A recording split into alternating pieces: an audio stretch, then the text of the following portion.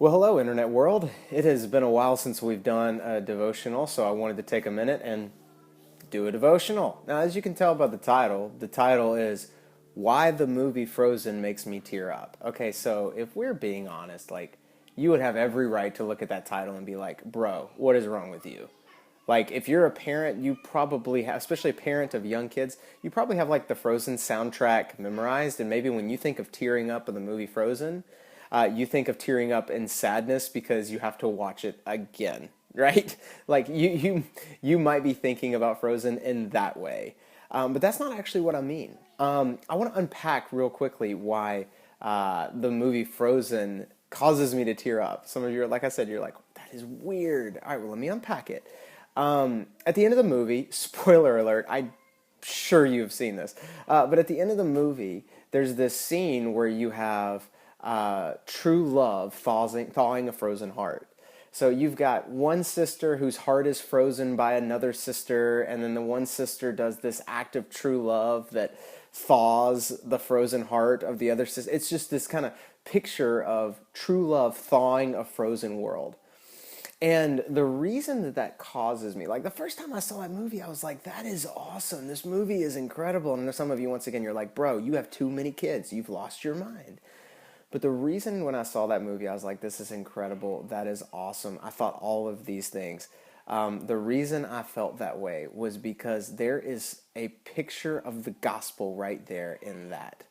Right? So, like, true love, this is what the Bible teaches. The true love of Jesus Christ thaws our frozen hearts. And it will eventually thaw our frozen world.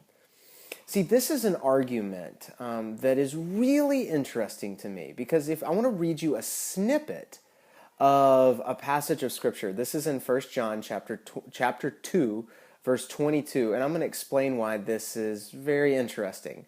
But First John chapter 2, verse 22 says this. John writes, he said, "Who is the liar but he who denies that Jesus is the Christ? Who is the liar but he who denies that Jesus is the Christ?" Okay, that is not, that's kind of offensive.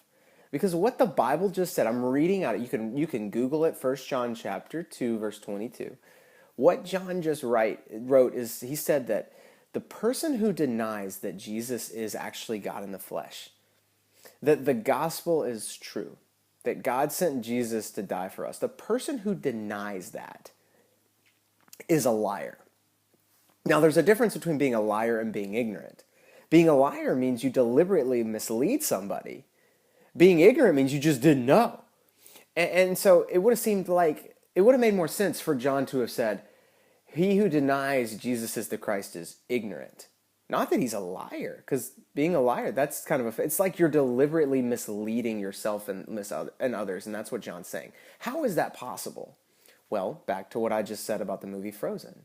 There was something about the movie Frozen. There was something about watching, or really, like, you can pick any sort of like fairy tale, Disney movie and run with that mentality. So Beauty and the Beast, the new trailer for the live action Beauty and the Beast just dropped. March 17th it comes out. Beauty and the Beast, what's the story? There's this person who's beastly, and there's this beauty that falls in love with the beast and makes the beast beautiful because she loves the beast, right? Well, isn't that the story of the gospel? Isn't that the story of what the Bible teaches us about God? We're all beastly because of sin, but Jesus is beautiful, and because he loves us, he makes us lovely. Or the Lion King, right? Like, you look at the Lion King, and what you see in the Lion King is that the world is right when the rightful king is on his throne. And we see that in the Bible. When Jesus is sitting on his throne, the world will be made right again. I mean, we could just go on and on and on. And the question is, why do these stories prick our heart? Like, why do we lean in when we hear these stories? Why is it that kids flock to Disney movies that seem to have this kind of like gospel theme inside of them? I believe the reason is because God has written the gospel story on every single one of our hearts. God's written the gospel story on every single one of our hearts. And it's like when we hear these stories, we know that they're true. Now, we can deny that they're true, but ultimately, on a soul level, we know that they're true. Let me give you an illustration that I did not come up with, but I heard it. It's brilliant, so I'm going to use it.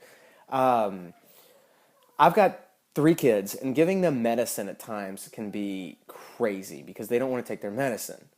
But what I end up having to do is like, you got to use all four limbs, like three limbs, like you got one hand and 2 feet, you're trying to pin them down and use the other hand to get the medicine in their mouth because they don't want to take medicine. But what inevitably happens is the pharmaceutical companies have designed children's medicine to taste good. So they taste like grape, they taste like cherry, and the kids start to like it. Why? Because their taste buds are telling their brain that the medicine is actually bubblegum or cherry flavored or it's like a lollipop or something like that. But even though the mind thinks that, the body's not fooled and the medicine does what it's intended to heal the body. Same's true when you hear the gospel. I truly believe this. When you hear the gospel, when you hear about Jesus' death, burial, and resurrection, when you hear about him dying and being resurrected for you, for your sins, so that you can be forgiven, so that you can have new life. When you hear that there's a rightful king, when he sits on his throne, the world will be made right again. When you hear that there's a beauty out there who, when he falls in love with us, he makes us beastly people who are beastly because of sin, beautiful because he loves us. When you hear those stories, there's a true love out there that thaws frozen hearts. When you hear those stories and you lean in, the reason you're leaning in is because on a soul level, you know it's true. It's just like medicine in kids. When kids take the medicine, they might intellectually think it's one thing, but you can't fool the body. In the same way, when you hear the gospel, intellectually, you might think it's garbage. You might think, oh, this isn't true. Oh, this is just fake, but you can't fool the soul. You know it's true. And that's why I believe in 1 John chapter 2, verse 22, John can write what he writes, where he said, "Who is the liar but he who denies that Jesus is the Christ?" And that's because Jesus has written on our hearts. It's in the created order. It's in our hearts that he is the Christ, and we lean in when we hear stories of sacrifice. We lean in when we hear stories that mirror the gospel. So I hope this was encouraging. I hope maybe this was a little bit challenging for those of you who wouldn't believe, but I hope this was encouraging for those of you who do.